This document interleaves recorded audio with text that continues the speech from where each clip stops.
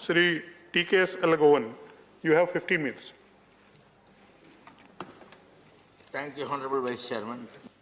I don't know what to speak on the budget because since 2014, there has been a consistent claim by the government that this country is going to see a better next year. Now this year, because of COVID, we may have faced many problems like unemployment and others. But this country was affected by 3 diseases. COVID is a disease which was imported to India, but there are other 2 diseases which was created by us. One is the demonetization and the other is the GST. A good governance, an effective governance can be done only by division of work. Taxes were received by the state governments. State governments can fix taxes according to their products or according to the area where they are taxing, the product which they are taxing. But now it has become a central subject. The taxation has come to the center. So that is the one disease. Demonetization is a disease where there is no Covaxin or Covishield is still found. It will continuously affect the country. So simple logic. When an input cost comes down, the product cost will also go down. That is the thing any industry will see. Now the input cost of the crude cost has come down, but the product cost is going up. That is the situation in India. That is the economy of India. That is why we could not make up. We are still suffering. Sir, as I discussed earlier, I had even mentioned during the budget that 70% of the Indian population are daily wagers. 70% are left without wages for the past 1.5 years, and for another 6 months or 7 months, they are going to be without jobs. What this budget has done, what this finance bill is going to do for them. And unemployment is not started with COVID. In fact, it started with demonetization. Since 2014, unemployment has started increasing. NSSO has stated, the government had not considered their own organization's statement, like NSSO. Domestic consumption have come down. Unemployment increase and domestic consumption will put other industries to fail. Other industries cannot survive when people could not buy anything. So what is the use in pumping funds to the MSMEs and other major industries when people could not buy anything? That is what is happening. The government, since 2014, they present a budget beautifully decorated. It is very interesting to see with a colorful paper and a, what I can say, nylon ribbon and other things. But when we open it, there is nothing. I think our Honorable Finance Minister can understand a proverb in Tamil. Uyara kondayam thalambuvam, ulle irukumam irum penum. Means beautiful hairdressing with flowers in it, but we open it, we will find insects in it. That is the meaning of it. So these budgets for the past 8, this is the 8th budget. The same story continues. It has not done any good to the people. It has not created faith in the minds of the common man. He still feels that this government is not for him. That is the way this budget is also there.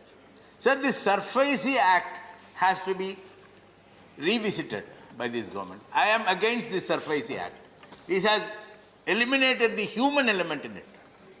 Sir, when there is a large scale, I have seen in Chennai, in 2 industrial estates there was inundation due to floods. Almost all small scale industries were closed down, and for more than 3-4 months they could not reopen the industry and they could not pay back the loans, no production. Earlier, the bank managers will go to the industry, find out the problem, talk with them, sit with them, and even help them a little more finance to set right things and start production. But here, the SURFACE Act warrants 91 days. If there is no money returned 90 paid 90 within 91 days, it becomes a bad debt, non-performing asset. So that kills the industry. It has to be revisited. Otherwise, you cannot make any industry survive. Because of government policies, many industries have closed down. I have seen. With the change of policy, most of the small SSI units were closed down. By natural calamities, most of the small industries could not function. What does the bank do? Earlier the bank managers will go directly to the industry, ensure that somehow these industries once again start production. Because a small scale industry, when I start a small scale industry, that is my bread. I will not allow it to die. Otherwise I will die. So that is the situation. So this SURFACE Act, once again, whatever amount pumped into these industries, whatever amount spent to help these industries will not do good unless the SURFACE Act is revisited and certain provisions should be to be amended. Further, our founder leader usually say his economic policy is to tap the rich and pat the poor. Now this government is tapping the poor and patting the rich. That affects the whole country. I had said that 70% of the daily wages were not supported by this budget. Every time 2 crore, 3 crore unemployment, loss of jobs, who supported those people? Whether the budgets presented since 2014 had supported these people? No. The government should see who needs support. The government should find out who needs support. It is because this government does not care about a general welfare. In a thickly populated country like us, the government should concentrate on the poor. Only then the country will survive, the economy will survive. It is not US, it is India. We cannot compare. See, my colleague was talking about per capita income of 1.47 lakh. I don't think, what is the percentage of below poverty line people? What is the percentage of people who are earning 5,000, 6,000 rupees? These calculations, some 10 people or 15 people's income is calculated, is spread over all our heads, and they say that the per capita income is 1.47 lakh. That is quite funny. That is not the way. Those 10% people are continuously getting richer because of the support of the support with the government, but the rest of the people are not supported by the government. Everything, we feel that the government does some good to us. When the COVID started, the government announced a fund called the PM Care Fund. When it was asked as to what this fund is going to do, they said we need not reply.